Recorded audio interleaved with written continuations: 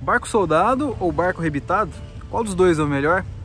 Esse é um assunto muito polêmico no meio náutico e eu tenho certeza que em algum momento você também já teve dúvidas sobre esse assunto. Foi por isso que eu reuni várias informações técnicas e informações de pescadores para que você possa decidir, para que no final desse vídeo essa seja uma preocupação a menos para você e então você possa escolher entre qual dos dois vai ser melhor para a sua situação. O meu nome é Douglas Surati, esse é o Manual do Pescador, seja muito bem-vindo.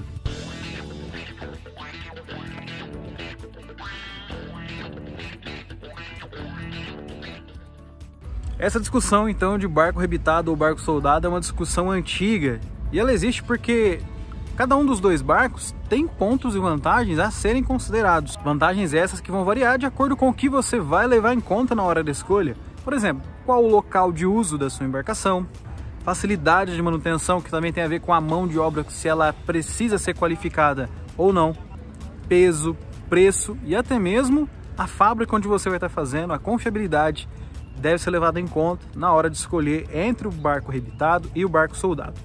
Então, vamos conhecer um pouquinho melhor sobre cada um desses aspectos. Levando em conta então esse primeiro aspecto, que é o local do uso da sua embarcação, se você vai utilizar ele em um ambiente mais agressivo, como no mar, onde ele vai sofrer com grandes impactos, com marolas fortes, ondas fortes, ou em rios onde há muitos obstáculos, pedras, com certeza o barco soldado ele vai ser mais resistente, tanto a impacto como a torções. E nesse tipo de situação, você deve dar preferência para o barco soldado ao invés do rebite. Porque com o tempo, as torções e os impactos pode fazer com que os rebites se afrouxem e isso pode ocasionar algumas infiltrações. Então o aspecto mais importante na decisão entre rebitado e soldado é o local de uso. Você não pode se esquecer do aspecto manutenção e mão de obra.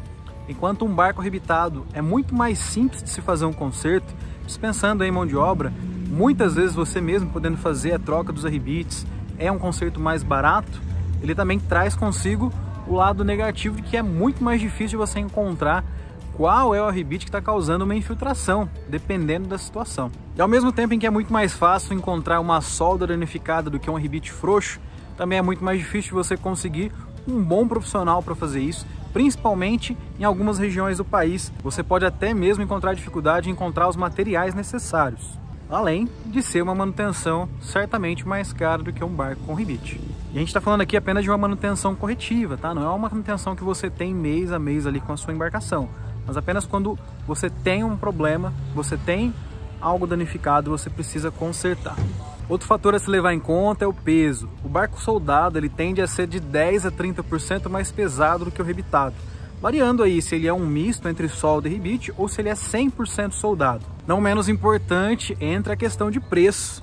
E um barco soldado ele pode sair de 20 a 50% mais caro do que um barco rebitado. Então você vai ter que levar muito em consideração o preço na hora de decidir a compra. E um último aspecto que eu deixei para considerar é sobre a fabricante da sua embarcação. Boas fábricas aí no mercado são conhecidas por darem de 5 a 10 anos de garantia na solda. E como já comentamos lá no ponto da manutenção, um bom soldador certamente vai fazer toda a diferença na durabilidade da sua embarcação. Fica claro então que um barco 100% soldado, certamente ele é mais resistente do que um barco rebitado. Mas você pode também ter o melhor dos dois mundos aí, escolhendo uma opção mista. É um barco onde tem o casco soldado e rebite em outras partes que sofrem menos. Nesse caso você consegue ter mais resistência na sua embarcação em áreas onde são necessárias, sem aumentar muito o peso e o preço da embarcação. Nesse caso que eu citei, esse barco tem o casco soldado, bem como outras regiões do casco que sofrem mais com impacto, e rebite em locais onde o impacto e as torções agredem menos a embarcação. Um barco assim, que não é 100% soldado, mas traz a solda em locais mais importantes, ele não vai ser tão pesado e certamente ele não vai ser tão mais caro do que uma embarcação que é apenas rebitada. Essa é uma embarcação, como você pode ver, que ela é totalmente rebitada, ela não possui soldas. Você deve optar por fazer uso em locais menos agressivos e também, com certeza, o cuidado com o uso fará toda a diferença na durabilidade de uma embarcação assim. E não é pelo fato de um barco soldado ser mais resistente do que o rebitado que agora você vai passar a evitar barcos rebitados. Mais importante do que o local onde você usa é como você utiliza a sua embarcação. E aí eu trago aqui o exemplo do Marcelo lá de Bertioga, que usa barco rebitado no mar e ele diz: sempre tive rebitados e com o tempo realmente começa a infiltrar um pouco de água. Isso com bem mais de 5 anos usando direto no mar. Compre qualquer um, mas de procedência. Então é isso, eu espero ter te ajudado, ter respondido as suas dúvidas. Se eu deixei alguma informação de lado, por favor, comente aí abaixo, que com certeza vai ajudar quem quer saber mais sobre esse assunto. E se você gostou desse vídeo, por favor, curta ele, compartilhe com quem precisa saber dessa informação.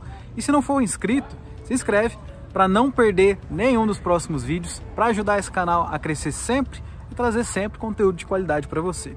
Quero te agradecer, um grande abraço, a gente se vê no próximo vídeo.